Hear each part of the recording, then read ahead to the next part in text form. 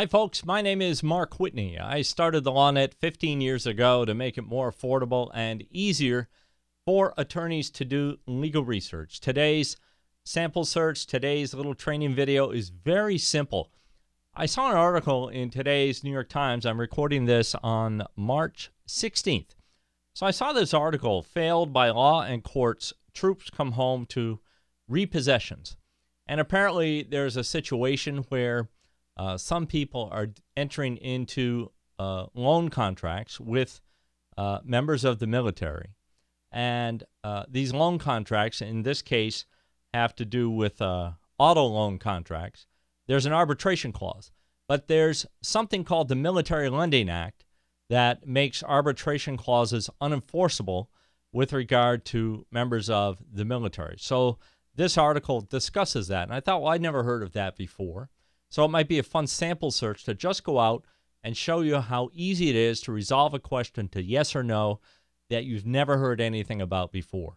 And let me tell you exactly how I did this. I just typed Military Lending Act into Google, and that gave me the controlling piece of code, which is, let me just pop up Notepad here. I always have, when I use my Apple computer, I always have TextEdit open. And when I use my Windows machine, I always have Notepad open. So here's what I did. And again, mind you, I don't know anything about the Military Lending Act. So what I wanted to do was go out and see what there is for precedent that might control this lawsuit.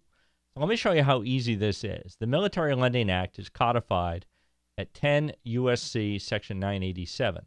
And then the regulation that was created, which is answerable to the statute, is at 32 CFR Section 232.9, right? I'm going to just take both of these, right? I'm going to show you how easy it is to resolve this search in one mouse click. I'm going to pop up TheLawNet. I'm not even going to, I'm not going to select any particular jurisdictions. I'm just going to leave it on select all. And there we go. I'm ready to go. Now I have these in quotation marks because there are gaps in my search terms. So I have to have quotation marks around the search term to force the search engine to find a phrase.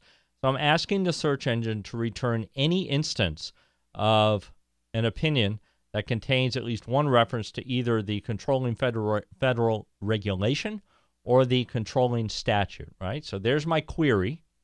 Give me any case that mentions one or the other. And there's a little tick, tick, tick. We're going to search 6 or 7 million opinions. And it looks like there are 3 opinions that mention one or the other. That's it. You can see 987 there, 987 there. So that's all there is. The plain letter of the statute, is very clear, not ambiguous. It says, hey, these clauses are unenforceable. So it'll be interesting to see how that litigation works out that they wrote up in the New York Times. But there you go, one mouse click. When I go out and talk to lawyers and bar associations about legal research, I am constantly making the point that most laws have not been considered by courts. You have your frequent flyers, and then the rest of the laws, maybe they touch on it, maybe they don't.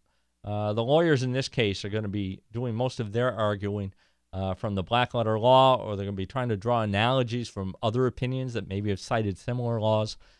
Maybe they may even go out and look at some state opinions, actually, to influence their thinking, which you can do with TheLawNet because as our subscriber, you have unlimited access to all 315 federal and state jurisdictions. If you'd like to sign up, you can do that by going to thelaw.net. Click on subscribe. You'll be up and running in less than 5 minutes. We're still less than $50 a month annualized. You can install it work at home and on your laptop. Your non-lawyer assistant can do the same, and it's all subject to a 30-day money-back guarantee. We look forward to being of service. Thanks a lot.